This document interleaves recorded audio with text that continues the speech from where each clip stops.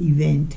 We patrol, we discuss the menus, we show the menus, the lady tastes the menus, everything was in order. The day of the event came, and Charmaine and I went early, of course, and they prepare a bar.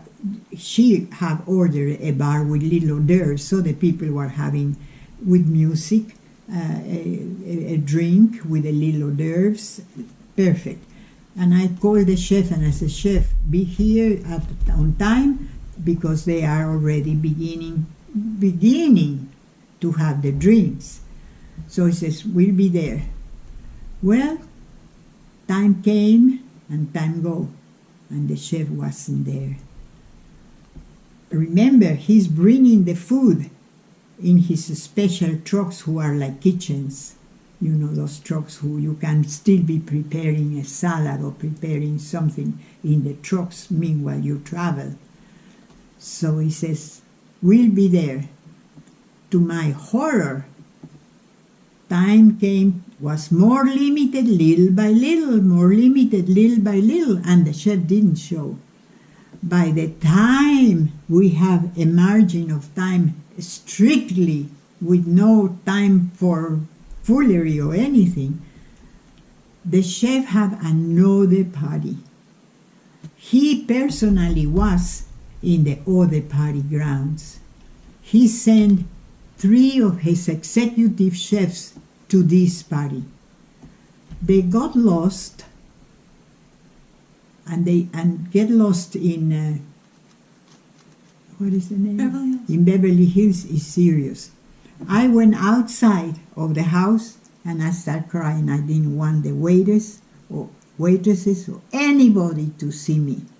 Finally, the lady of the house came and he says, "What's going on? We are going to be served. The dinner starts in an hour."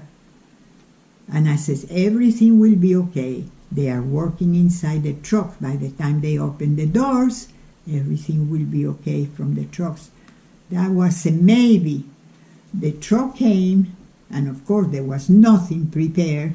The executive chefs jumped with the waiters and took possession of that kitchen and start preparing, but it was too late. The lady of the house knew that we were in a terrible fault, that we are not servicing according to her specifications. The guest, I always, when I look back, I always have the feeling, and I know it's true, that the guest didn't realize the lapse of time between closing bar and start servicing Senator McCain. I don't think so, the food. But the lady of the house knew. By the time everything we prepared, the chefs and everybody prepared, the dinner went beautifully. The plates were perfect. The seasoning and the everything were perfect. So at the end of the party, when everything was done, and Mr. McCain didn't have dinner.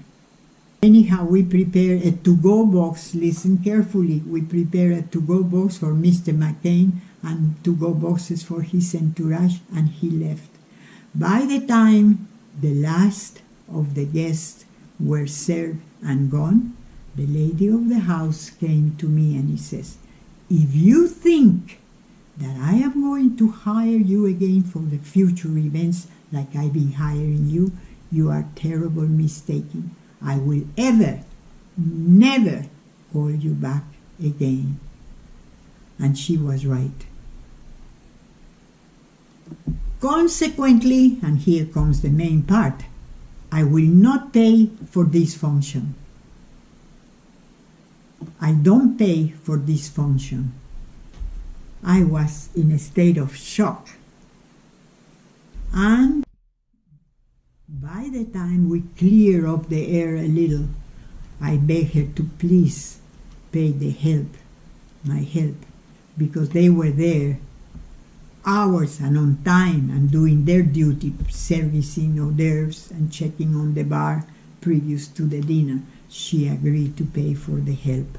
But I called the chef and I said, "Chef, from me you are not going to receive $1. The client doesn't want to pay for this event. And that's what happened. Naturally, the relations between me and the client and then the chef were completely gone. Prepared financially? Yes. We lost our shirts in that function. We lost our name, most important. But I still have enough for the next function who was coming 2 days later. As lavish as this one, I still have the monies to prepare, to pay, to manage, because I was prepared financially.